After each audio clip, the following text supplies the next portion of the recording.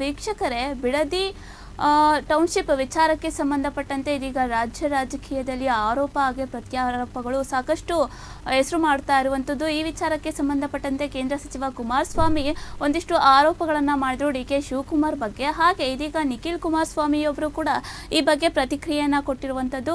Township ಹೆಸರಲ್ಲಿ 33,562 ಕೋಟಿ ರೂಪಾಯಿ ರಿಯಲ್ ಎಸ್ಟೇಟ್ ದಂಧೆ ಆರೋಪವನ್ನು ಮಾಡ್ತಾ ಇರುವಂಥದ್ದು ನಿಖಿಲ್ ಕುಮಾರಸ್ವಾಮಿ. ಸಾಕ್ಷ್ಯ ಸಹಿತ ಸರ್ಕಾರದ ವಿರುದ್ಧ ನಿಖಿಲ್ ಕುಮಾರಸ್ವಾಮಿ ಇದೀಗ ತೀವ್ರ ವಾಗ್ದಾಳಿಯನ್ನ ಮಾಡ್ತಾ ಇರುವಂಥದ್ದು. ಬಿಡದಿ ರೈತರ ಪರ ನಾವಿದ್ದೇವೆ, ಒಗ್ಗಟ್ಟಾಗಿ ಕಾನೂನು ಹೋರಾಟ ಮಾಡೋಣ ಅಂತ ಇದೀಗ ನಿಖಿಲ್ ಕುಮಾರಸ್ವಾಮಿಯು ಕೂಡ ಈ ಬಗ್ಗೆ ಪ್ರತಿಕ್ರಿಯೆಯನ್ನ ಕೊಟ್ಟಿದ್ದಾರೆ. ಹಳ್ಳಿಗಳ ರೈತರ ಬದುಕಿನ ಆಧಾರವಾಗಿರುವಂತಹ ಜಮೀನುಗಳನ್ನು ಬಲವಂತವಾಗಿ ಕಿತ್ಕೊಳ್ಳುವಂಥದ್ದು ಸರಿಯಲ್ಲ. ಇದು ಕೇವಲ ರಿಯಲ್ ಎಸ್ಟೇಟ್ ಲಾಭಿಗೆ ಅನುಕೂಲ ಕೊಡುವಂತಹ ಪ್ರಯತ್ನವನ್ನ ಮಾಡ್ತಾ ಇದ್ದಾರೆ ಕಾಂಗ್ರೆಸ್ ಸರ್ಕಾರದವರು ಅಂತ ಇದೀಗ ನಿಖಿಲ್ ಕುಮಾರಸ್ವಾಮಿ ಈ ಬಗ್ಗೆ ತೀವ್ರ ಕಿಡಿಯನ್ನ ಕಾಡ್ತಾ ಇರುವಂಥದ್ದು.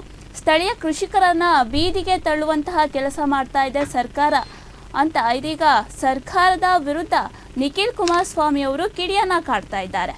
ಹರಳುಸಂದ್ರ ಗ್ರಾಮದಲ್ಲಿ ಜೆಡಿಎಸ್ ಯುವ ಘಟಕದ ರಾಜ್ಯಾಧ್ಯಕ್ಷ ನಿಖಿಲ್ ಕುಮಾರಸ್ವಾಮಿ ಅವರು ಸಾಕ್ಷ್ಯಾಧಾರ ಸಮೇತ ಸರ್ಕಾರದ ವಿರುದ್ಧ ತೀವ್ರ ವಾಗ್ದಾಳಿಯನ್ನ ನಡೆಸಿರುವಂಥದ್ದು.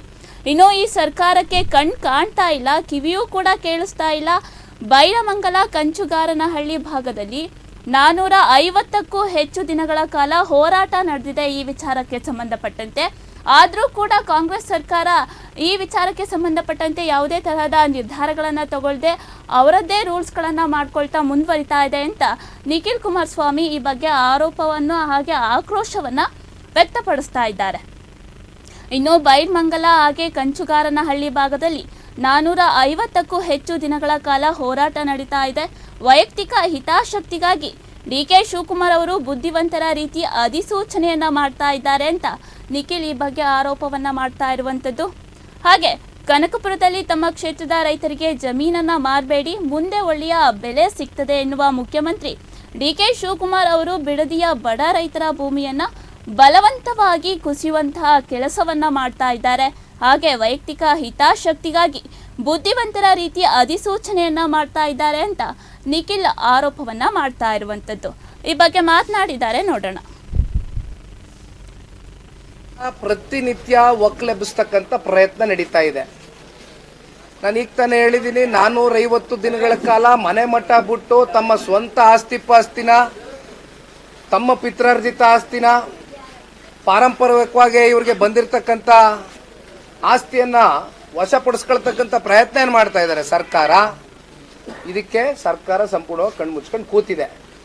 ಮುಂದೆ ಹೋಗ್ತೀನಿ, ಬಹಳ ಸ್ಪಷ್ಟವಾಗಿ ನೇರವಾಗಿ ವಿಚಾರವನ್ನ ಮುಂದಿಡ್ಲಿಕ್ಕೆ ಬಯಸ್ತೇನೆ.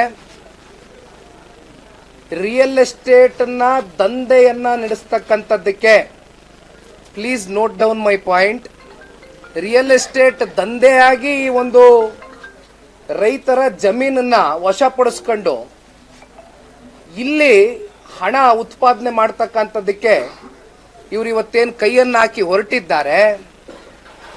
ನಿಮಗೆ ಗೊತ್ತಿದೆ, ಇವಾಗ ಸರ್ಕಾರದ ಕಡೆಯಿಂದ ಹೇಳಿದ್ದಾರೆ ಎಕರೆಗೆ ಅದೆಷ್ಟದೋ ಎಷ್ಟಣ್ಣ, 2,17,00,000 7 ಲಕ್ಷವಣ್ಣ, 2.7ರಿಂದ 2.25 ಅಂತ ಹೇಳ್ತಾರೆ.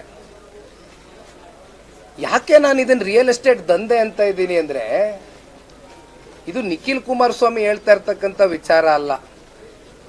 ಸರ್ಕಾರದಲ್ಲಿ ಒಂದು ವರದಿ ಜನರೇಟ್ ಆಗಿದೆ, ಸರ್ಕಾರದಲ್ಲಿ ಒಂದು ರಿಪೋರ್ಟ್ ಮಾಡಿದ್ದಾರೆ.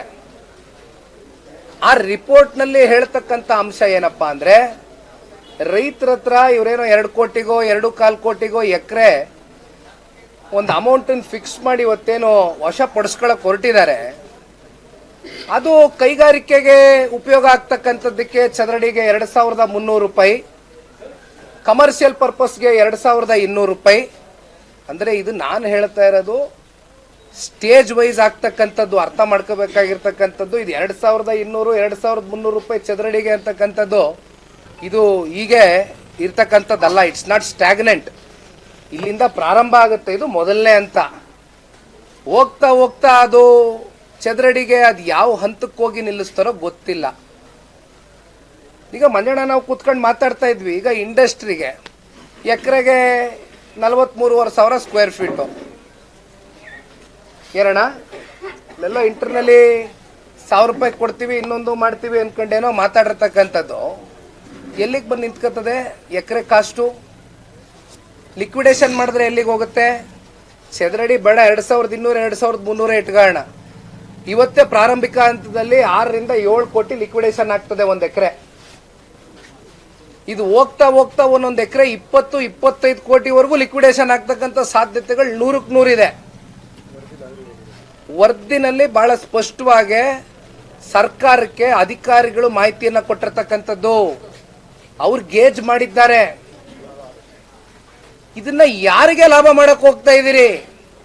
ಇದರ ಲಾಭ ಎಷ್ಟಪ್ಪ ಆಗತ್ತೆ ಅಂದ್ರೆ, ಇವತ್ತಿನ ಲೆಕ್ಕಾಚಾರದಲ್ಲೇ ಮಾತಾಡೋದಾದ್ರೆ, ನನ್ನ ಕೈನಲ್ಲಿ ಅವ್ರು ಕೊಟ್ಟಿರ್ತಕ್ಕಂಥ ವರದಿಯನ್ನ ಮುಂದಿಟ್ಟು ಹೇಳೋದಾದ್ರೆ ಸರಿ ಸುಮಾರು 33,500 ಕೋಟಿಯಷ್ಟು ಇದರಿಂದ ಲಾಭವನ್ನ ಉತ್ಪಾದನೆ ಮಾಡಬೇಕು, ಎತ್ತಬೇಕು ಅಂತಕ್ಕಂಥ ನಿರ್ಧಾರ ಮಾಡಿದ್ದಾರೆ.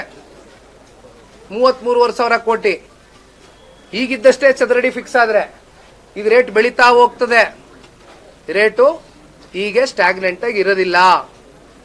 ಇದು ಸ್ಟೇಜ್ 1 ರೇಟ್. ಇದು ಯಾರಿಗೆ ಲಾಭ ಮಾಡಕ್ ಹೊರಟಿದ್ದಾರೆ ಸರ್ಕಾರ? ಬಹಳ ಸ್ಪಷ್ಟ.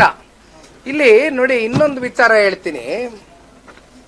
ಇದು ಪ್ರಾಜೆಕ್ಟ್ ವ್ಯಾಲ್ಯೂ ಬಂದು ಪ್ರಾಜೆಕ್ಟ್ ವ್ಯಾಲ್ಯೂ ಇದ್ರ ಕಾಸ್ಟು ಇದು ಬಡ್ಜೆಟ್ ನಲ್ಲಿ ತೀರ್ಮಾನ ಆಗಿರ್ತಕ್ಕಂಥದ್ದು 18,000 ಕೋಟಿ ಅಂತ. 18,500 ಕೋಟಿನ ಸ್ಪೆಸಿಫಿಕಲಿ. ಈ 18,000 ಕೋಟಿನ ಇನ್ವೆಸ್ಟ್ಮೆಂಟ್ ಮಾಡ್ತಕ್ಕಂಥದ್ದಕ್ಕೆ ದುಡ್ಡೆಲ್ಲಪ್ಪ ನಿಮ್ಮ ಹತ್ರ ಇದೆ ಅಂತ ಹೇಳಿದ್ರೆ 87% ಸಾಲದ ಮೂಲಕ ದುಡ್ಡನ್ನ ತೆಗೆದುಕೊಳ್ತಾ ಇದ್ದಾರೆ. ಸಾಲ ಎಲ್ಲಿ ತಗೋತಾ ಇದ್ದಾರಪ್ಪ ಅಂದ್ರೆ ಹುಡ್ಕೋನಿಂದ ಸಾಲ ತಗೋತಾ ಇದ್ದಾರೆ.